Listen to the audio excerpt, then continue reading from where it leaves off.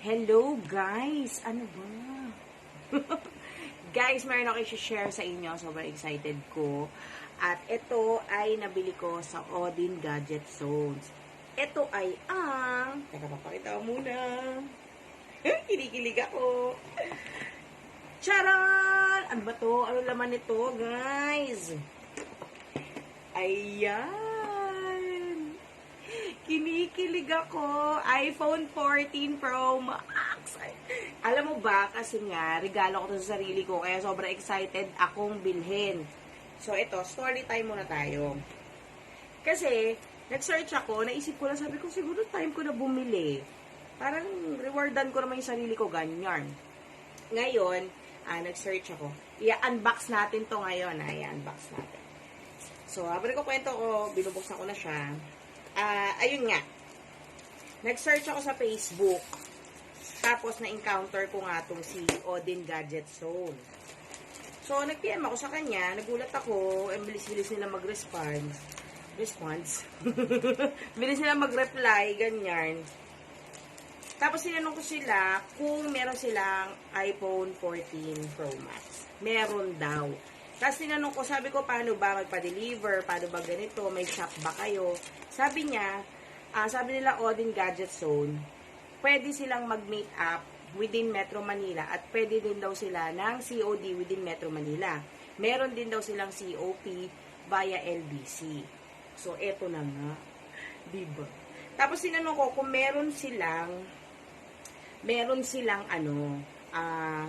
stall or shop.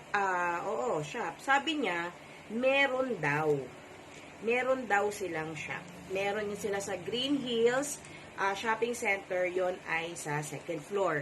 Tapos meron din daw sila sa Star Mall, Mandaluyong, third floor naman. So naisip ko, pupuntahan ko, syempre di naman biro, no?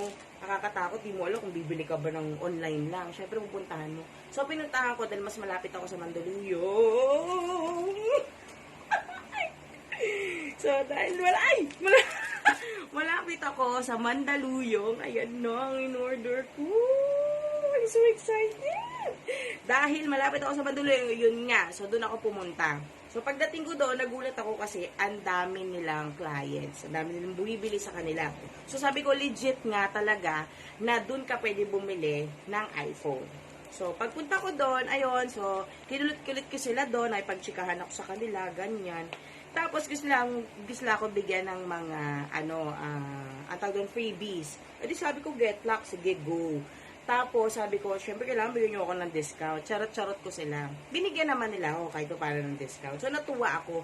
Kaya, sineshare ko sa inyo ngayon to. Kasi, natuwa ako sa kanila. Bukod sa kinulit-kulit ko sila. So, ayan. Legit po ang Odin Gadget Zones. Odin Gadget Zone. Pwede nyo po silang i-search sa kanilang Facebook. Yan. Pwede nyo silang i-search sa kanilang Facebook, sa kanilang IG, at sa kanilang TikTok. Okay? Meron din silang number doon. PM nyo sila, magre-reply sila sa inyo agad. Alright? Again, legit si Odin Gadget Zones. Thank you so much.